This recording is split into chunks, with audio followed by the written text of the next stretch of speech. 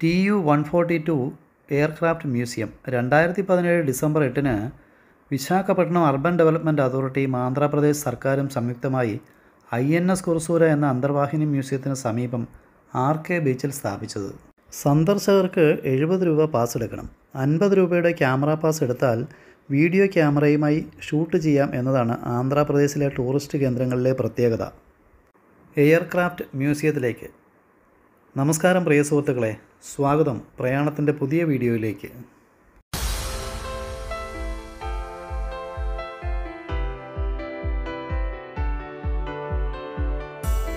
Andre നിക്കോളായേവിച്ച് ടുപോലേവ് 1988 ജനിച്ച് 1972 നിര്യാതനായി. ഒരു റഷ്യൻ, പിന്നീട് സോവിയറ്റ് എയറോനോട്ടിക്കൽ എഞ്ചിനീയർ, ലോകോത്തര എയർക്രാഫ്റ്റ് ഡിസൈനർ, ടുപോലേവ് ഡിസൈൻ ബ്യൂറോയുടെ director, army officer.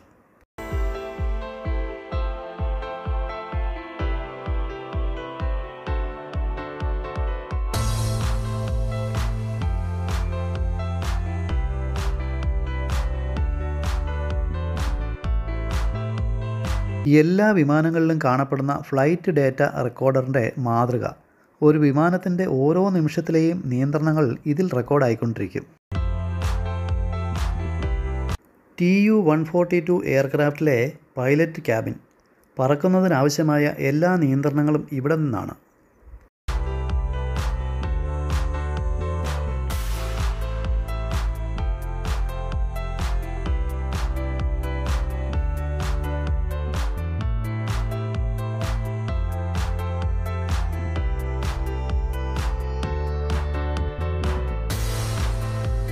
Naval aircraft പൈലറ്റിൻ്റെ uniform മാതൃക. എയർഫോഴ്സ് പൈലറ്റ് ആകുമ്പോൾ നേവി ബ്ലൂവിൽ നിന്നും വെള്ള നിറത്തിലേക്ക് മാറും.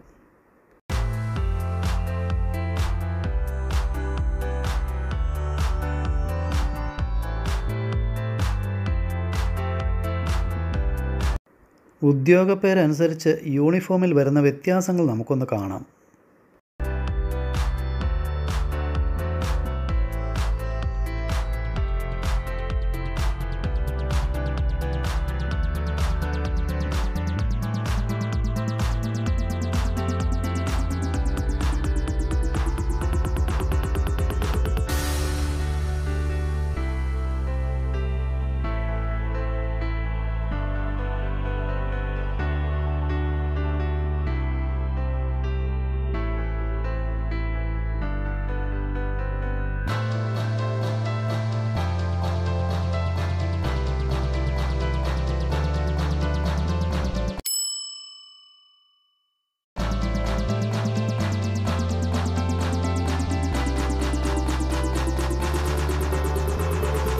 സാധാരണ ജനങ്ങൾക്ക് മനസ്സിലാക്കുവാൻ ആവശ്യമായ TU-142 അകത്തെ സാങ്കേതിക ഭാഗങ്ങൾ, അതിലുപയോഗിച്ചിരുന്ന യന്ത്ര ഇതര ഉപകരണങ്ങൾ എല്ലാം ഇവിടെ പ്രദർശിപ്പിച്ചിരിക്കുന്നു.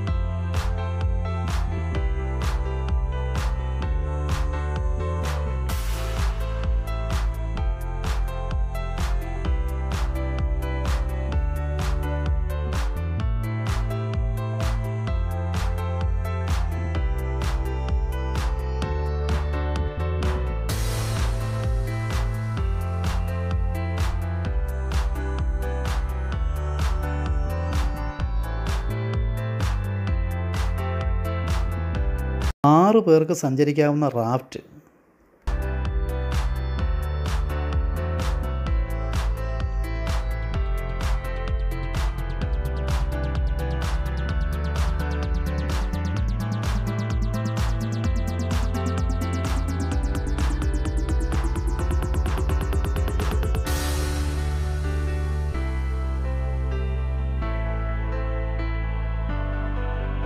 ഭൗമ ഉപരിതലത്തിലും സമുദ്രാന്തർഭാഗത്തും ഉപയോഗിക്കാവുന്ന പ്ലാബ് 250-120 വിഭാഗത്തിൽപ്പെട്ട ബോംബുകൾ 6 എണ്ണം വഹിക്കാൻ Tu-142 എയർക്രാഫ്റ്റിന് സാധിച്ചിരുന്നു.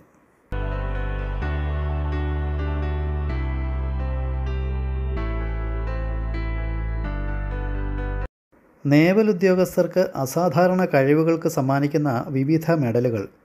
വൈസ് അഡ്മിറൽ ദിലീപ് ദേശപാണ്ഡെ അദ്ദേഹത്തിന് ലഭിച്ച മെഡലുകൾ ഈ മ്യൂസിയത്തിന് സമ്മാനിക്കുകയുണ്ടായി.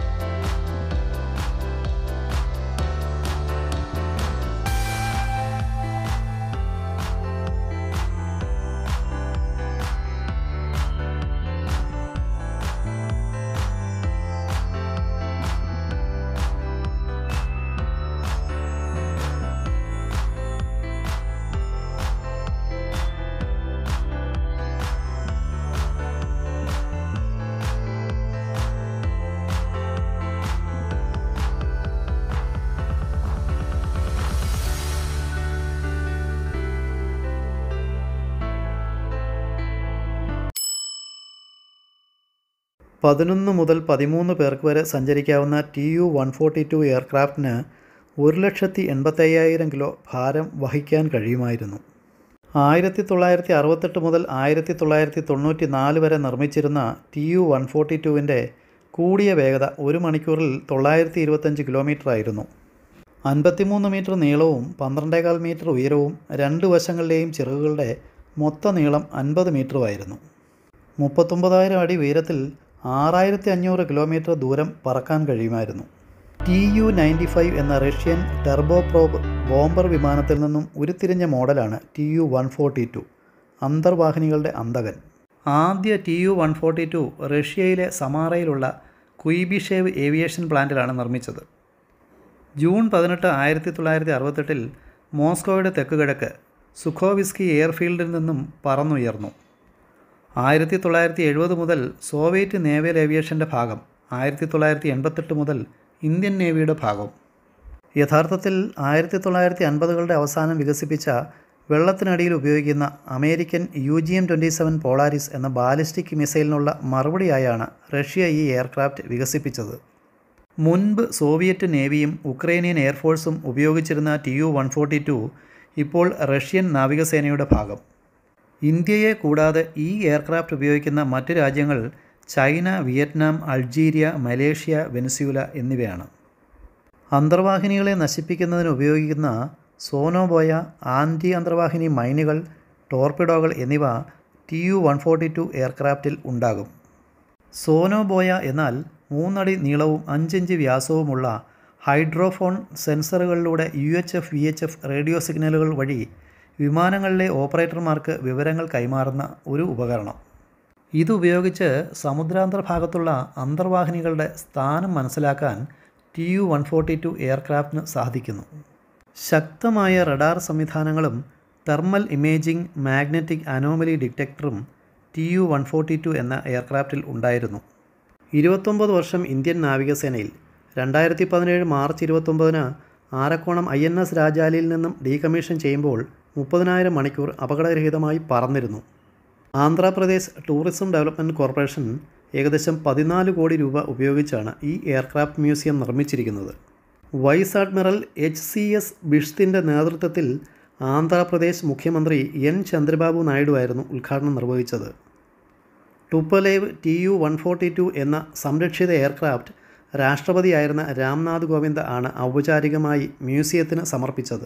എയർക്രാഫ്റ്റിൻ്റെ ബാഹ്യമായ കാഴ്ചകളും വിവിധ ഭാഗങ്ങളിൽ നിന്നുകൊണ്ടുള്ള ഫോട്ടോ വീഡിയോ എടുക്കാമെന്നല്ലാതെ ആന്തരികമായി നടന്നു കാണുന്നതിനപ്പുറം ഫോട്ടോ വീഡിയോ എടുക്കാൻ സുരക്ഷാ കാരണങ്ങളാൽ അനുവദിക്കില്ല.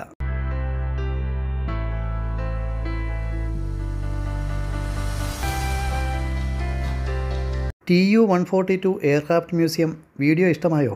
ലൈക്ക് ചെയ്യാൻ മറക്കരുത്. വീണ്ടും മറ്റൊരു വീഡിയോയിൽ കാണുന്നതുവരെ എല്ലാ പ്രിയ സുഹൃത്തുക്കൾക്കും ഗുഡ് ബൈ.